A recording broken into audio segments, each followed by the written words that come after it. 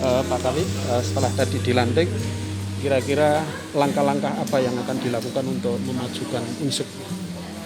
Langkah-langkah yang akan kami lakukan tentu mengacu kepada yang pertama adalah tentang core value dari Tirta Unsik.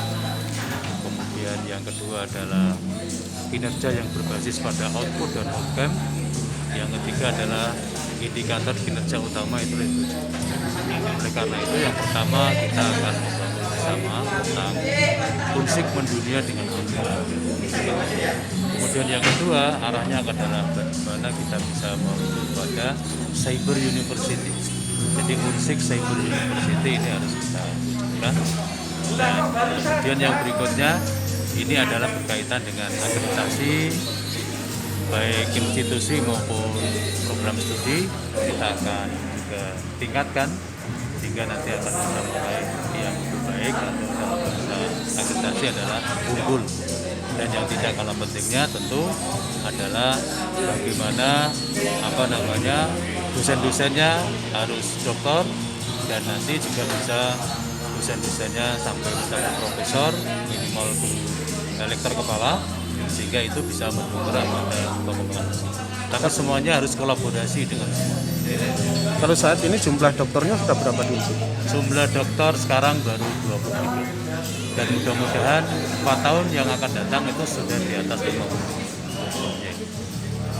Terus terkait tadi bahwa ini kan musim pandemi, kemudian ada harapan untuk rektor baru itu lebih kreatif dan inovatif. Nanti seperti apa yang akan dilakukan? Kreatifnya itu pertama memang di bidang pembelajaran. Bagaimana kita menciptakan pembelajaran online yang memang well-being buat para mahasiswa, lebih menyenangkan, lebih enjoy, yang meskipun memang ada beberapa yang harus dilakukan secara offline, harus ada. Makanya nanti kita arahkan pada blended learning ya, meskipun nanti formulasinya akan berbeda-beda.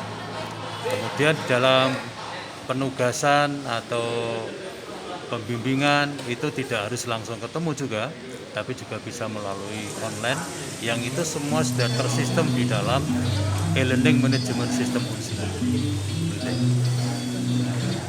Terus kemudian ini Pak, ini kan artinya era-era modern. Karena itu di dalam konteks Unsik harus bisa mengkolaborasikan antara Quranisasi sains dengan saintifikasi Al-Quran, yang itu menjadi sains Al-Quran itu akan punya kontribusi yang lebih besar. Dan kita punya ahli sekarang ada etnoscience ya. Ini berkembang terus itu untuk mengkolaborasikan itu. Terus terakhir tadi termasuk dari ketua yayasan, ketua dewan pembina ya, ada harapan untuk segera merealisasikan dibukanya fakultas kedokteran. Kira-kira ada target kapan dan persiapan yang akan dilakukan? Tentu kita membaca banyak peluang ya.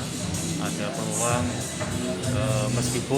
meskipun ini tidak berarti pesimis, meskipun memang sekarang masih moratorium ya, tapi kita akan coba, apalagi di era pandemi COVID ini betapa banyak para tenaga kesehatan yang gugur, yang nanti mungkin ini kesempatan baik melalui pendekatan politik maupun pendekatan personal, bagaimana kita bisa bersama-sama untuk membuka program kedokteran.